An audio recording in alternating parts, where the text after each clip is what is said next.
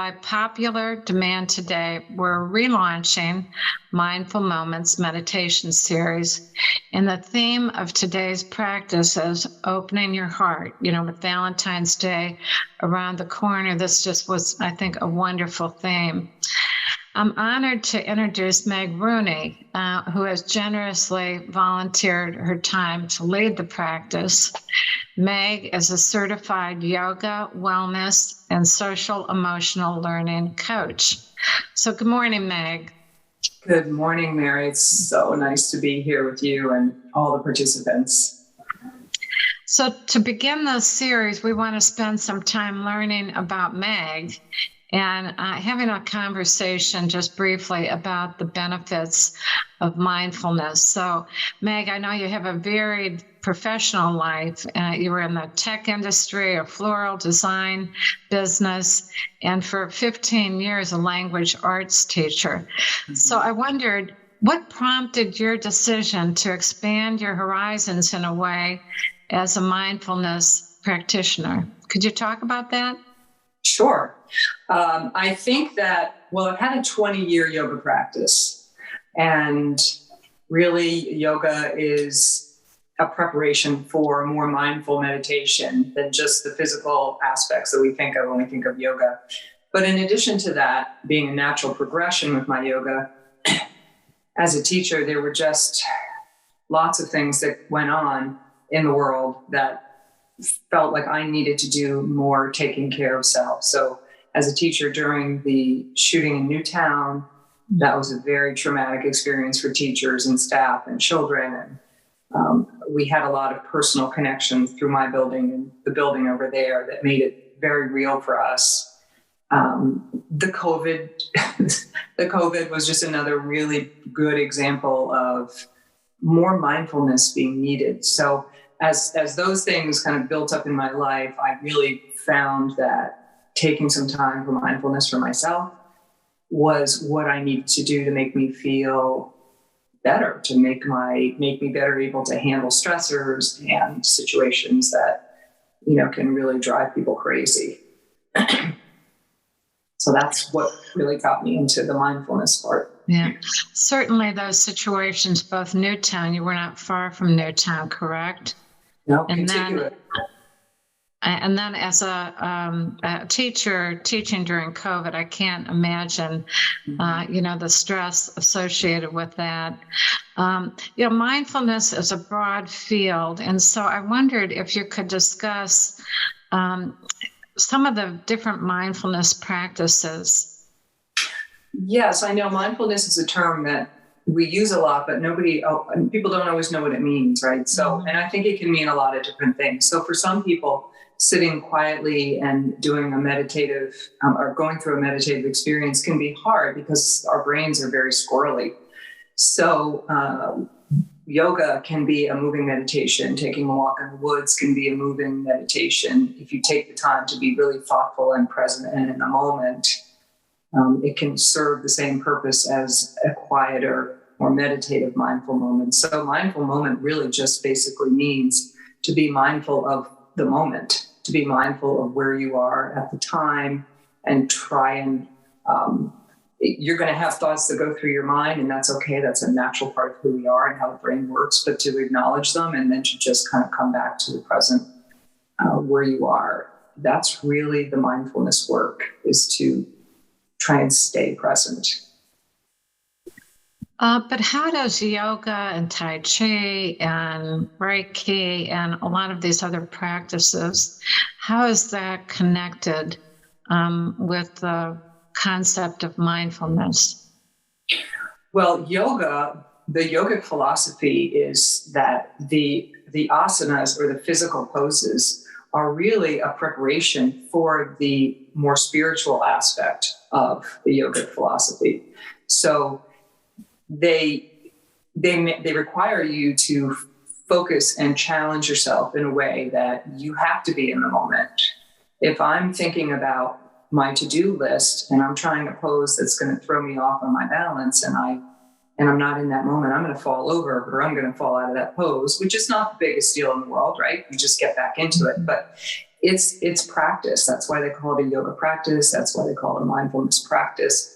We're always trying to get better at it. And we're always trying to remind ourselves to be in that moment, to come back to that moment. And the practice you do, whether it's on a mat, in a yoga class, or on a pillow on the floor, those are all just tools for us to build into our toolbox that we can take with us out into the world in our day-to-day lives. That's really what that's ultimately designed to serve. Sorry for day life.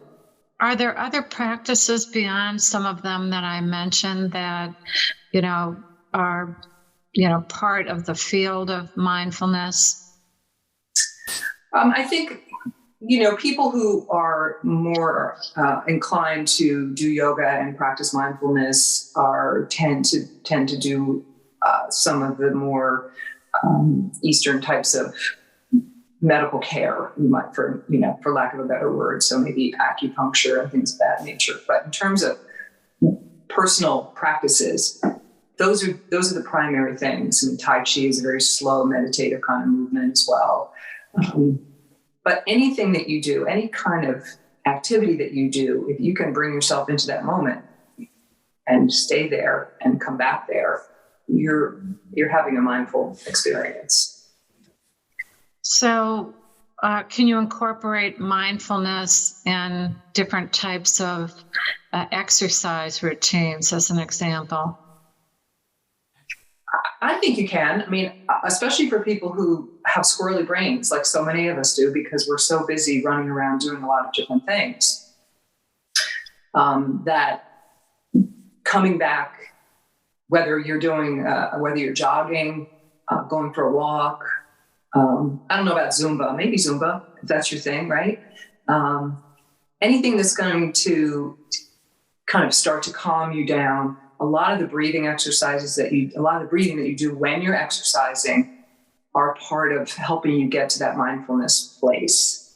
So I think as long as you don't stop breathing, sometimes we do when we're exercising, you just got to keep that breathing going.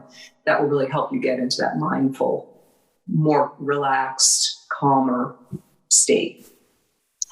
And so when you incorporated this into your own life, and today we're going to have a short practice, but how did you incorporate mindfulness personally into your own life? So in addition to the yoga, which was really kind of how I started down the path, because what I practice on the mat, as I said earlier, what I practice on the mat has really helped me in my life off the mat, right? So the calm that I develop on the mat through breathing, through the actual physical poses, or whether I'm sitting in a chair in my yoga studio where I am right now, any of those activities calm the body, calm the mind. And there is a lot of research that shows that our brains are there's a lot more plasticity to our brains than originally thought. So there's a lot of research that shows that these breathing exercises and these focused breathing actually change the brain, and in a helpful way. And so that work that you're doing, which seems so mild-mannered and so calming, actually is helping you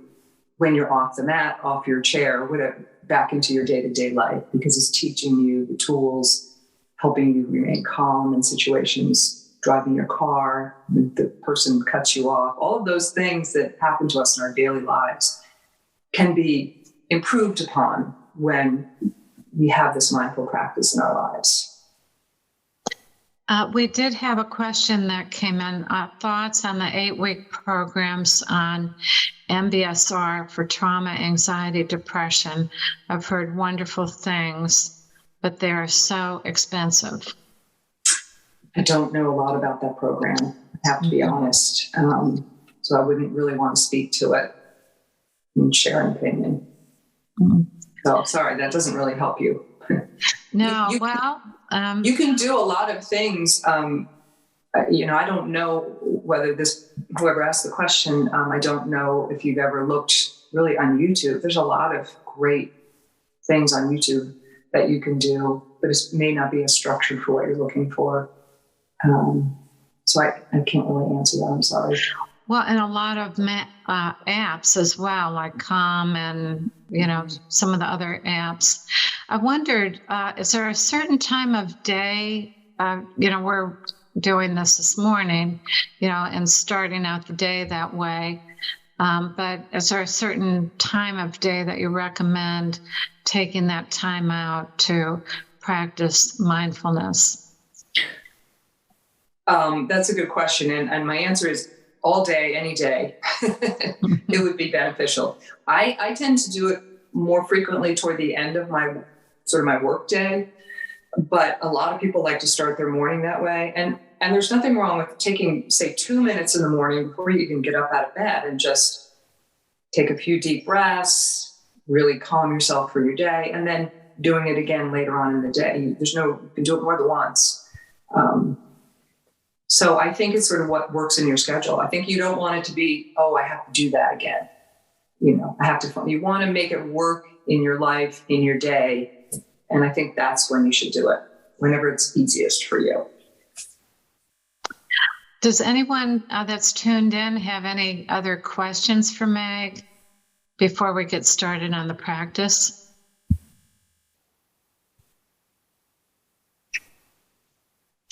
Other than thank you, I think you're good to go then, Meg. So I'm going to turn it over to you. Thank you, Mary. And thank you for welcoming me into your home or your office or wherever it is that you're tuning in today. I feel honored to be in here with this group of people. So I wanted to just share quickly some of the other benefits. I have a list here, and I'm just going to read it because I think it helps you to understand some of the direct benefits of mindfulness. So it helps you, as I said earlier, it helps you to develop a present moment awareness. So of the sensations that are going on around you, of your own senses, of your thoughts, there's an awareness of those happening in your body and all around you, because sometimes things just pass us by. It creates space for you to really begin to develop the way you want to handle situations, maybe better than the way you do now. I know I certainly needed that. It increases focus and attention, and stress can really interfere with that. So that's a really nice benefit. It activates the parasympathetic nervous system, and it decreases toxic stress. And toxic stress can not only impact us emotionally, but physically as well, and lead to illness. And there's research that supports that. It calms your body, it calms your mind. It just makes life feel a little less of a struggle. It increases your social and emotional awareness. It also helps you to be aware of that mind-body connection. So when your mind feels better, your body feels better. It cultivates a sense of compassion and self-acceptance, and that's something that we all could benefit from. And it creates space, and it creates freedom for you to grow. And that idea of growth, and today we're talking about opening your heart and allowing your heart to open up. It seems like a nice segue for us to begin our mindful moment. So I invite you to find a really comfortable spot if you haven't done that already, and settle in. I'm sitting on a chair. I decided to put a pillow behind my back today. That felt like the right thing. You might sit on the floor. You might be sitting on a bed. Whatever feels like the right spot for you is where you should be. And I'd like to start today by inviting you not only to get comfortable, but if you want to close your eyes, if that feels like a comfortable and a safe thing for you to do. Otherwise, if you want to just kind of look down off your nose, maybe a gentle gaze to the floor, to the wall in front of you, whatever feels comfortable for you. You want to feel safe. You want to feel supported in your practice today. So the poem I'm going to read is by someone named, I hope I don't mess up their name, Danusha Lamarie, and it's called The Heart Is Not. The heart is not a pocket, a thing that can be turned inside out by anybody's hand, not a place for pebbles or loose change, not to carry old receipts. It does not tear at the seams. It doesn't have a seam. It cannot be torn. So as we go through today's practice, we're thinking about opening our hearts and strengthening our hearts. And I hope you'll join me in gaining some benefit from that.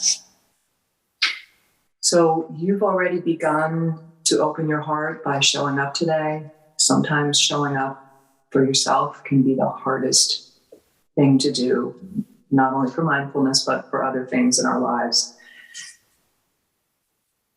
So hopefully you've found that comfortable spot. We're going to think about opening our hearts. So let's begin with just some gentle movement. I'm going to sit up a little bit from the back of my chair. I'm going to just roll our shoulders back and then drop your shoulder blades down. So the shoulders are back. Your shoulder blades are kind of coming down like this. So we'll do 5 of those on an in-breath coming up. Out breath, exhale coming down. That's 2, 3, 4, 5. Let's just take 3 more deep breaths in.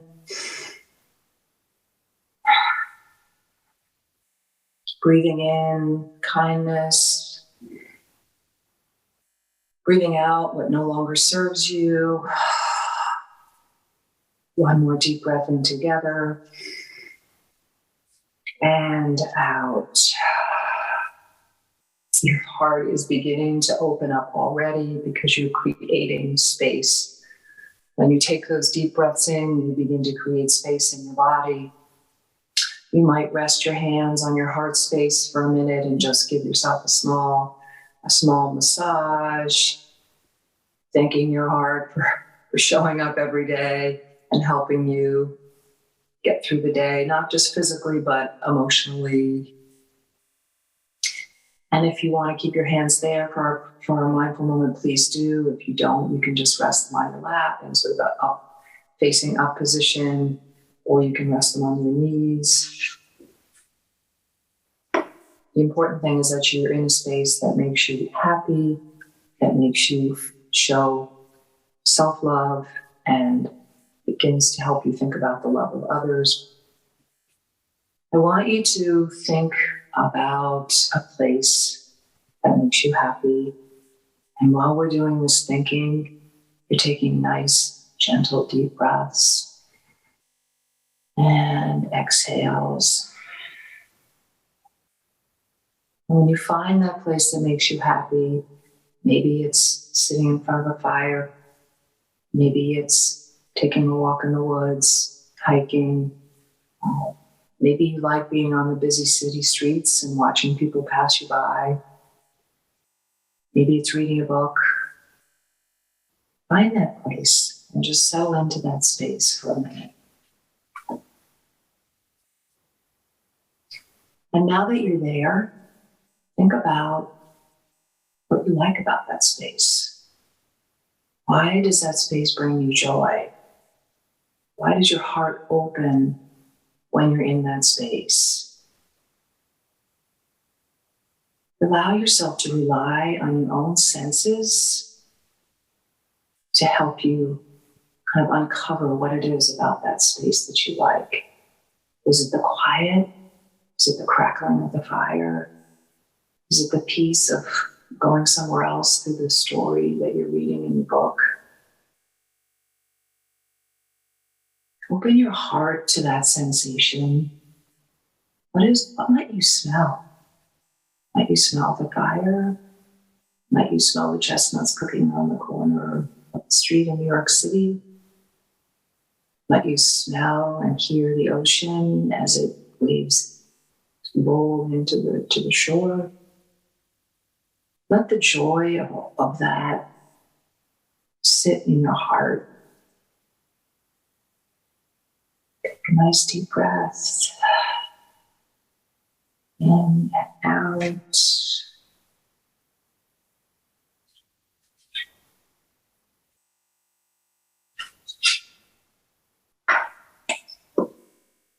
feel the love, the comfort that you feel when you're in that space.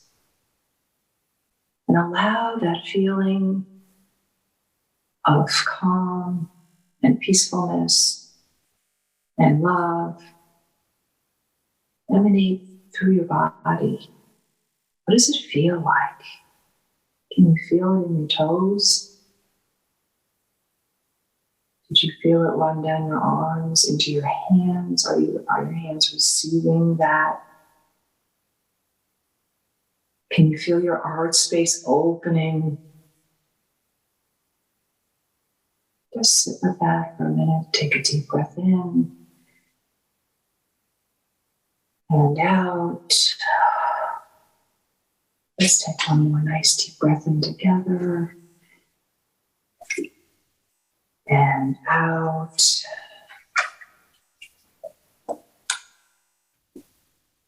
Are you feeling the energy that love and that heart opening is giving you? Do you feel that you can face things a little bit better than you could have even 5 minutes ago? If your mind starts to wander from that place that brings you joy, that you love, just acknowledge it. Don't judge yourself for having wandered in your thinking. Just put that thought aside and come back to your happy place, a place that makes you feel joy.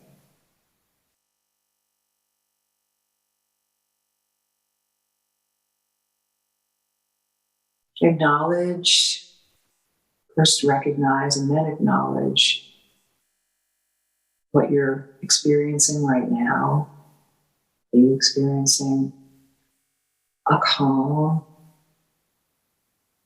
Are you experiencing a quiet energy? Are you experiencing this idea of loving kindness that maybe we sometimes have a hard time finding within ourselves? It might feel like your heart has just opened up to self, to forgiving ourselves, to accepting ourselves how we are, to allowing others to come into our hearts. Or maybe you've opened your heart to others.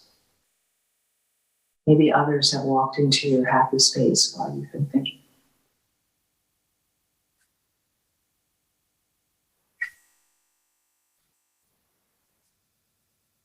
Whatever loving kindness and goodness you're feeling right now is the beginning of you building a toolbox to take with you even as you fade out today and back into your normal day. Take what you've learned, take what you've gained from our experience today into your day.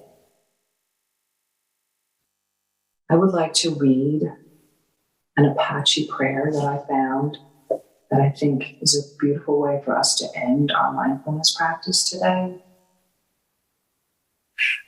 Looking behind, I am filled with gratitude.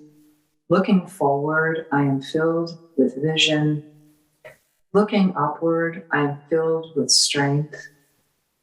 Looking within, I discover peace.